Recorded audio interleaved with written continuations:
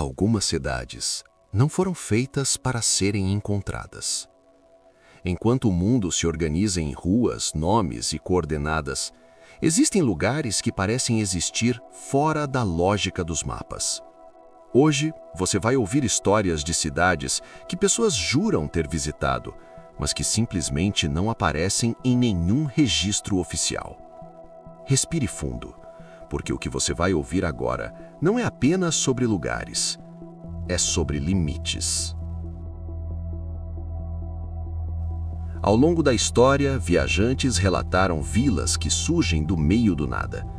Casas alinhadas, luzes acesas, portas abertas. As ruas parecem normais, o vento passa entre os prédios e o lugar parece vivo. Mas quando alguém tenta voltar, o caminho simplesmente desaparece. Em regiões montanhosas da Ásia, existe a lenda de uma cidade escondida pela neblina.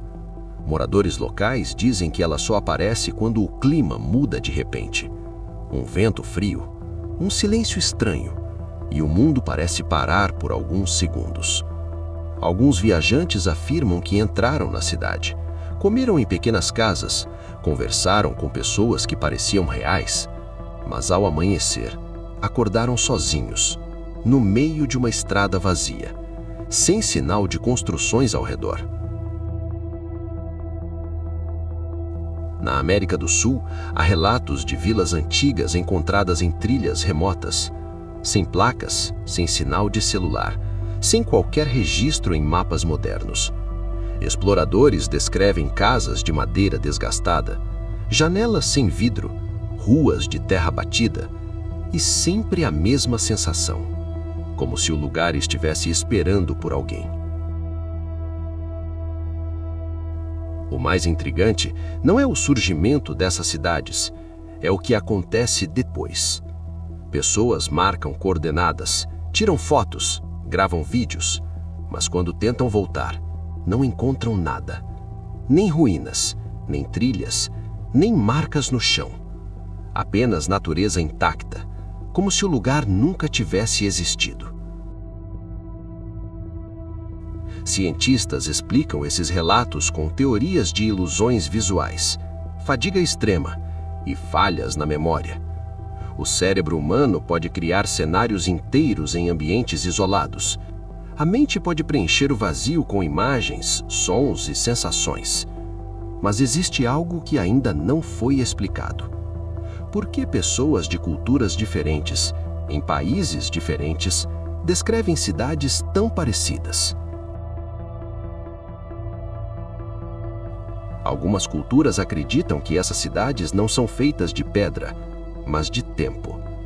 Eles dizem que certos lugares existem apenas em momentos específicos, como se o mundo abrisse uma porta por alguns segundos.